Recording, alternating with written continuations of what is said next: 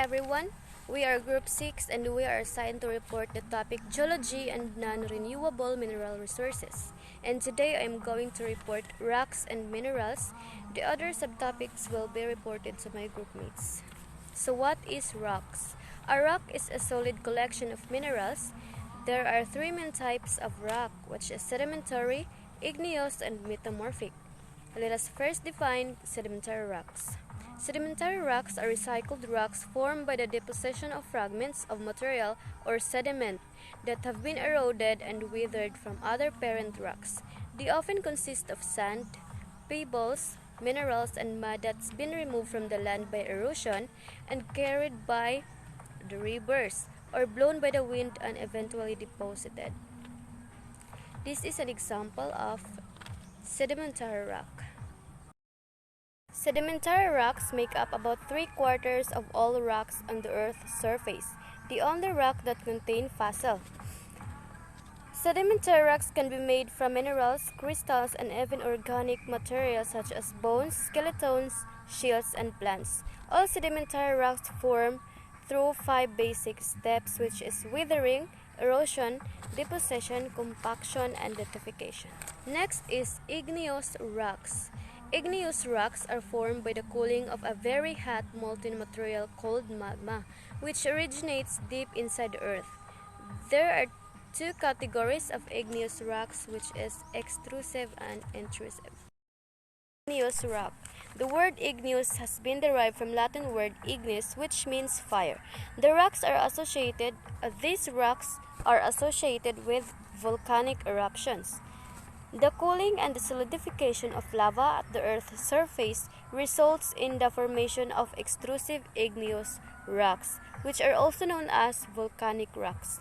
The cooling and the solidification of magma at a depth within the Earth's crust results in the formation of rocks having large crystals known as intrusive igneous rocks. So, we have learned that there are two types of igneous rocks, which is the extrusive igneous rocks and the intrusive igneous rocks. The difference of the two are: extrusive igneous rocks are the cooling and the solidification of lava at the Earth's surface, while intrusive rocks is the cooling and solidification of magma at a depth within the Earth's crust. Next is metamorphic rocks. Metamorphic rocks are rocks that have been changed by intense heat or pressure while forming. In the very hot and pressured conditions deep inside the Earth's crust, both sedimentary and igneous rocks can be changed into metamorphic rock. In certain conditions, these rocks cool and crystallize, usually into bands of crystals. There are two types of metamorphic rocks, or two types of metamorphism. First is contact metamorphism, and second is regional metamorphism. So contact metamorphism is an intrusion of magma forces of its way up through the layers of rocks. All of the existing rocks are going to be burned by the heat of the magma. Then it causes the change or metamorphize into something new, and the result is metamorphic rock. Second is regional metamorphism. Regional metamorphism is the pressure presses and squeezes the rocks and transform into something new. So regional metamorphism is caused by the extreme pressure. So metamorphic rocks form because of extreme heat and pressure. So we have also learned that each type of rocks has their own characteristics, their own ways of form, and their own ways to be identified.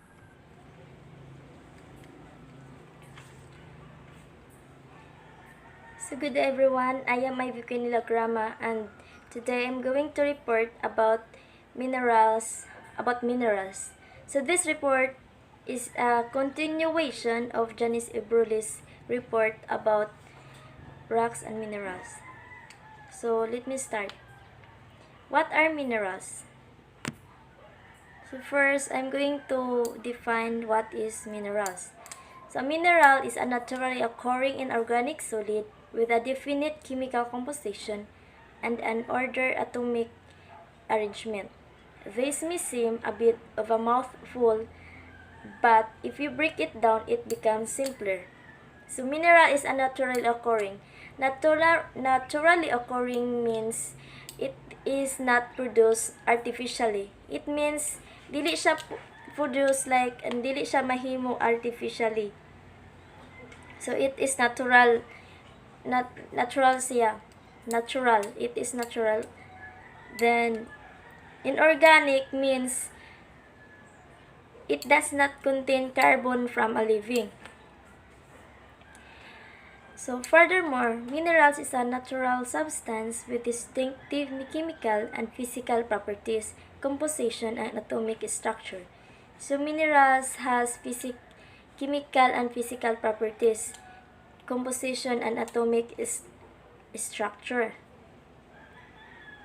So these are examples of minerals. There are some of the examples of minerals. Feldspar, quartz, mica, halite, calcite, amphibole. So, physical properties of minerals. Hardness means resistance to scratch. Tenacity means resistance to impact. Specific gravity means relative density. Cleavage is the density, the tendency of some crystals to split along planes of the weakest atomic bonding. Magnetism, electrical conductivity, acid reactivity. So next, let's go to classification of minerals. Minerals are divided into two categories, primary minerals and secondary minerals. Minerals created by volcanic process, so created by volcanic process, and minerals are found in earth crust, which involves the cooling of liquid materials called magma, having classified as primary. So materials called magma is called primary minerals, whereas those formed by other processes have been classified as secondaries. So katong uban nga nahimo like sa volcanic processes is called secondary minerals. So primary minerals such as olivine, anorthite, and hornblende had entirely decomposed, and the byproducts are combined to create secondary minerals.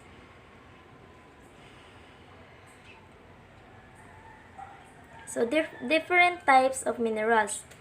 These are different types of minerals. Metallic minerals. Metallic minerals have a lustrous appearance and a chemical composition that includes metals. These minerals have the potential to be used as a metal source and can be mined. Metallic minerals include the following. Metallic minerals include manganese, iron ore, and bauxite, which are classified as ferrous or non-ferrous. Non-ferrous minerals are those that do not contain iron, while ferrous minerals do. So minerals are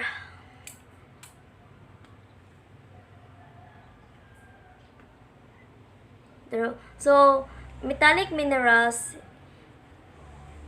used as metal source and can be mined. So metallic minerals include manganese, iron ore, and bauxite, which are considered ferrous and non-ferrous. Next.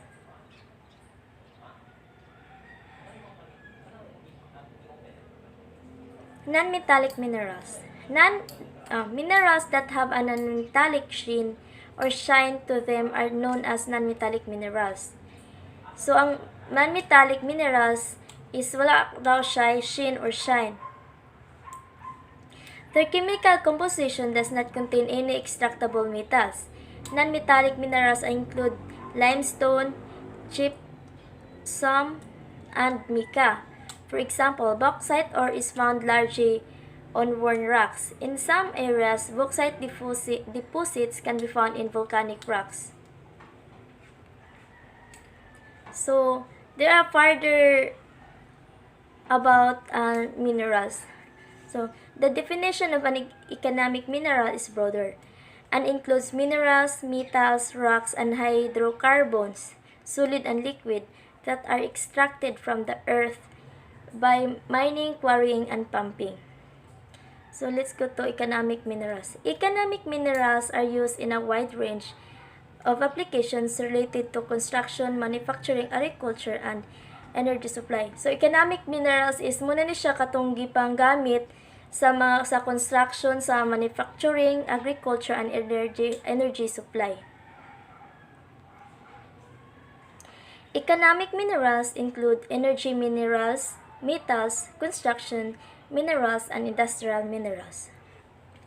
So, energy minerals are used to produce electricity, fuel for transportation, heating for homes and offices, and in the manufacture of plastics. Energy minerals include coal, oil, natural gas, and uranium. So these are the examples of energy minerals. Next, metals. Metals have a wide variety of uses. So daghan siyang gamit. For example, iron as steel is used in cars for frames of buildings. Copper is used in electrical wiring, and aluminum is used in aircraft and to make drink cans. Precious metals are used in jewelry and mobile phones. So dahang gamit ang metals. Like sa example nga iron, magamit siya sa steel para sa cars and for buildings, and copper is used for electrical wiring, and aluminum is magamit siya for aircraft and to make drink cans. Next, construction minerals. Construction minerals include sand and gravel, brick, clay, and crushed rock aggregates. They are used in the manufacture of concrete, bricks, and pipes, and in building houses and roads. So construction minerals, muna siya katong mga graba, mga balas, mga brick, clay, nagigamit sa construction para sa balay. Yes, muna siya construction minerals. So let's go to industrial minerals. Industrial minerals are non-metallic minerals used in a range of industrial applications, including the manufacture of chemicals, glass, fertilizers, and fillers in pharmaceuticals, plastics, and paper. Industrial minerals include salt, clays, limestone, silica, and phosphate rock, talc, and mica. So minerals, ang minerals is dili lang siya katong gikan sa mga volcanic, like katong mga bato-bato. Ang minerals pwede po siya katong mga glass, salt, clays, limestone, mga silica sand, phosphate rock, and talc, mica. These are called industrial minerals. So that's all for my report.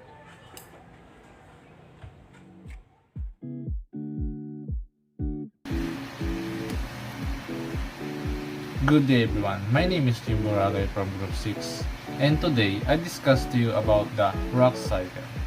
What is rock cycle? Basically, it's the transition among the main three type of rock, which are metamorphic, igneous, and sedimentary rock. Each of the rock can be altered when they are forced out equilibrium condition.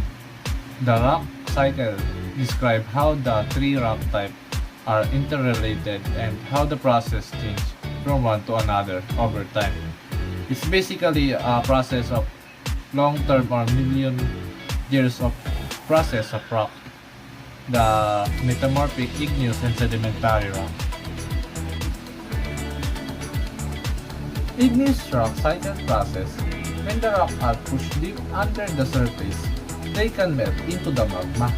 If the condition of the magma to remain liquid are no longer present, they are cooled and incorporate into the igneous rock. A rock that cooled in the earth is called intrusive. or plutonic, and it's cooled very slow to produce coarse grain texture such as rock granite. Igneous rock process. Ito ay nakaganap sa volcanic activity. Kapag ang magma umabot na sa surface ng Earth, yun ay tatawagin ng lava or extrusive rock. Pero kung ang magma hindi naman ito nakabot ng surface, ito ay tatawagin ng intrusive or plutonic, kung saan nabubuo ang granite. Sedimentary rock cycle process. Rock exposed to the atmosphere and bravely unstable and subject to weathering and erosion. Abrasion and erosion break down the original rock into the smaller piece and remove dissolved material. Sedimentary rock cycle. Basically, kung saan ang malaking bato ay lumiliit o nadudurog dahil sa continuous weathering and erosion. Next, metamorphic rock cycle process. Metamorphic rock can change physically and chemically to form a different rock under the high pressure and temperatures. Regionally, metamorphism refers to the effect on the large rock massive over the large area, usually associated with the mountain formation event and erogenic belts.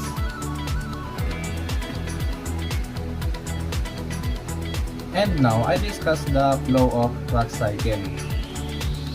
From the magma, after the volcanic activity, they release a igneous rock.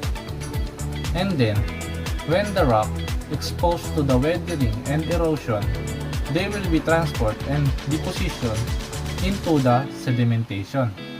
After sedimentation of compaction and cementation, they create a sedimentary rock. And then, when sedimentary rock exposed to the high temperature and pressure, they create a metamorphic rock. And then, when metamorphic rock reach the deeper molten crust and mantle of the earth, they will be melting process to create a magma. Thank you for watching and listening for my discussion. If you have a question, comment down below. Thank you.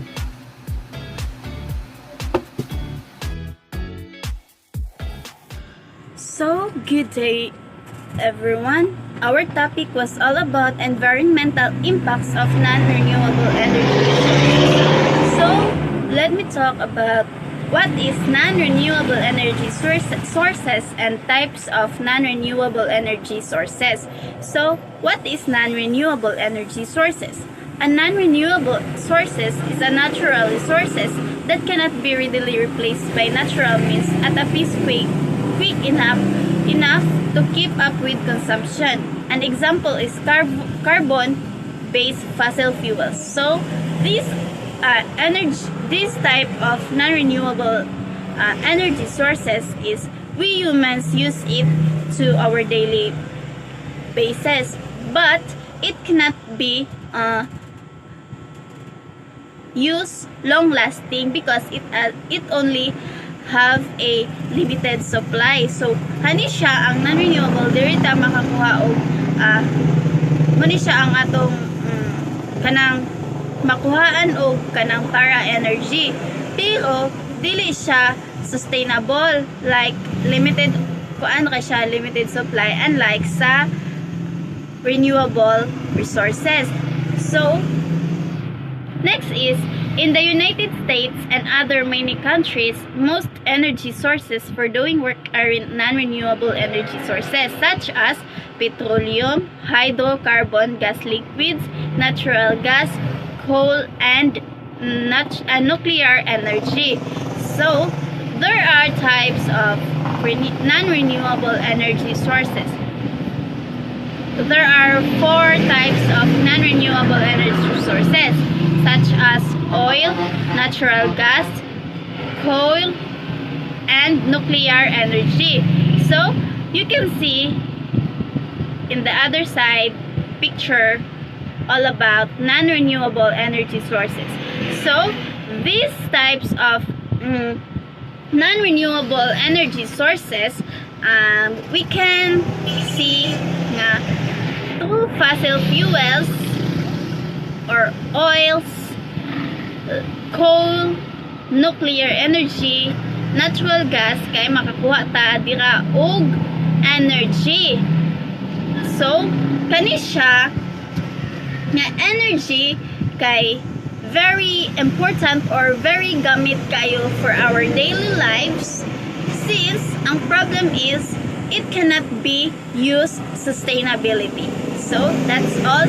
Thank you. Good day, sir, and my classmates. Our subtopic is all about environmental effects of using non-renewable mineral resources. This report is continuation of Miss Yuli's report. So, this report is I will be discussing the advantages and disadvantages of non-renewable energy.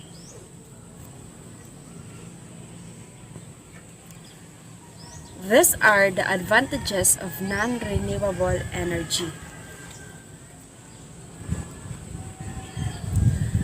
Non-renewable resources are high in energy. Resources such as coal and oil tend to provide us more energy in comparison to renewable energy such as solar or wind energy. So, example of solar energy is rooftop solar, and wind energy is one of the example is battery charging. Huge profits can be generated in the mining of coal, selling of oil, or the construction of natural gas pipelines. So, we can get more profits through mining of carbon. So, pwede man ni nato siya nga mabaligya atong makwartahan.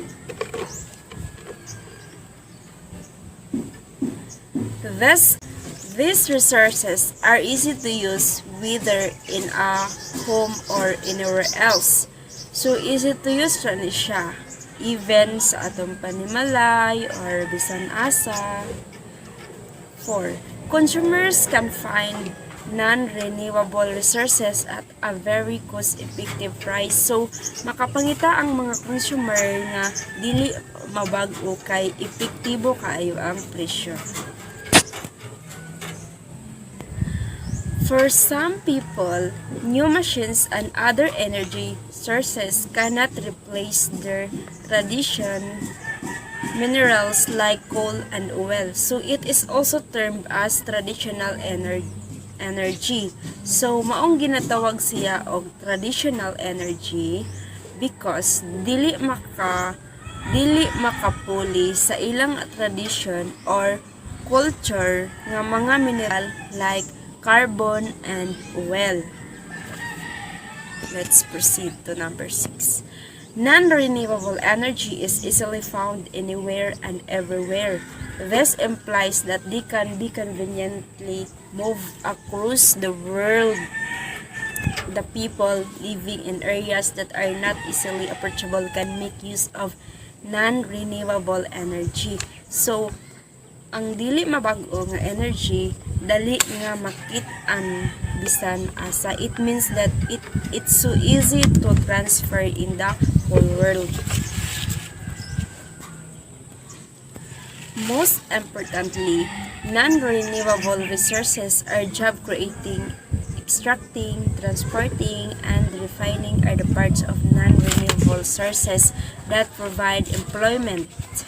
So, labaw sa tanan, ang non-renewable resources mao ang pagmugna-mugna sa trabaho. Last, most of the non-renewable sources are also very easy to store. Let's proceed to disadvantages. So, these are the disadvantages of non-renewable energy.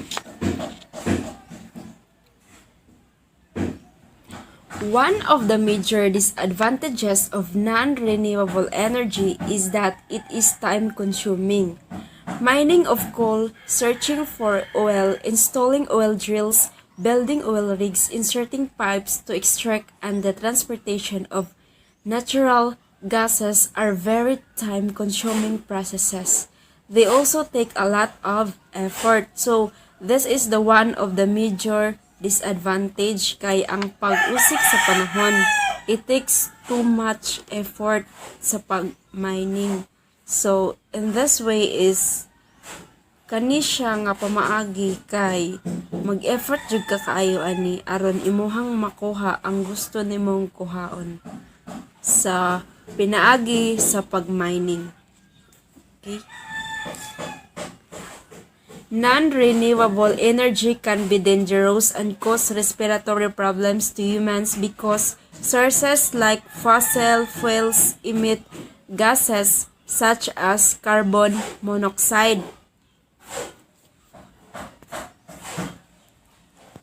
Sources like coal, oil, and natural gas release a large amount of carbon dioxide when burned.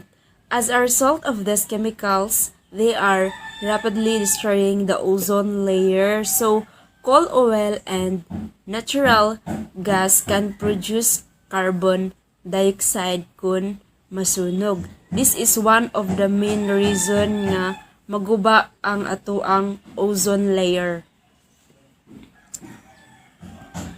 Oxides like sulfur oxide and others released while burning fossil fuels may convert the rain in acidic rain, which is harmful to the wildlife as well as human beings. So ang acidic nga ulan is makadaot sa wildlife ug sa mga tawo kay mas spread man siya inig during rainy seasons. So let's proceed to 5.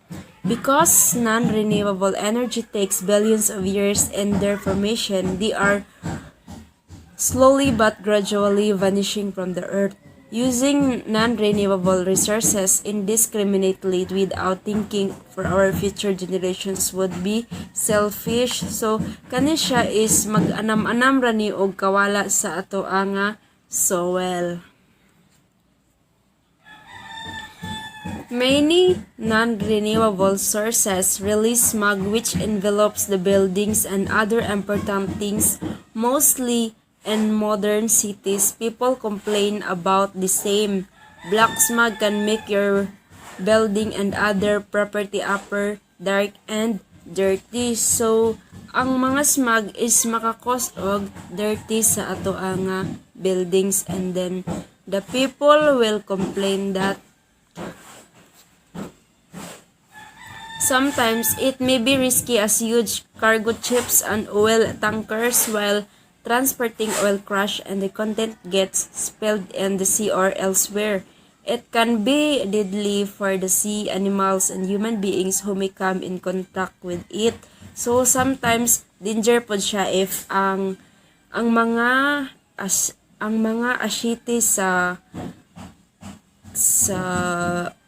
carbon is mayabo sa dagat or bisan asa. This is one of the reason also nga mamatay ang isda o ang mga tawo nga makontak niini.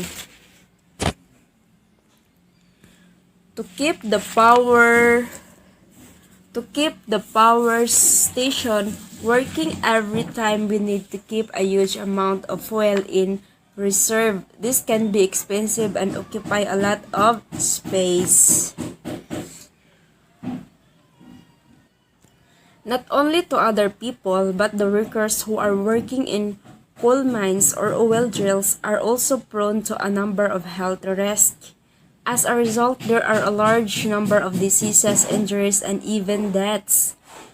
In conclusion, there are both positive and negative aspects of non-renewable energy. It is important to take the right action in order to make the world a better place for future generations. So, dili lamang sa mga tawo, apan sa mga trabahante sa minahan sa carbon ang mapeligro sa kahimsog. So, there's a lot of sakit nga ilahang pwedeng makuha sa pagmina. Ang uban kay nangasamad, ang uban kay nangamatay, or inana. So, kinahanglan po nato is, it is better to choose a right action for a future generation. So, dapat is, ito i-double check kung goods ba na siya or dili inana.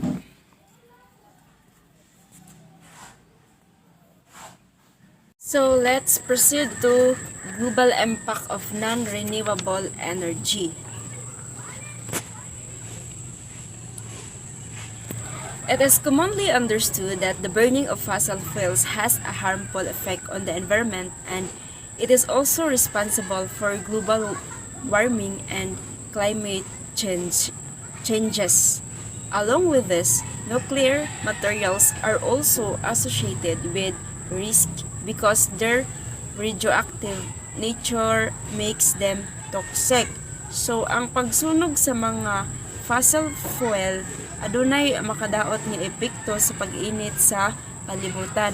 So, ang pagbag-o pod sa ato ang klima. Also,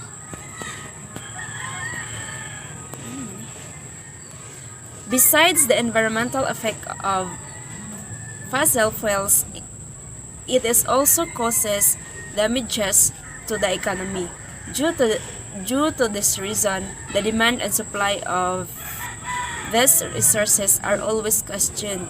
The cost to obtain these energies is continuous rising, and suppliers and consumers are finding it difficult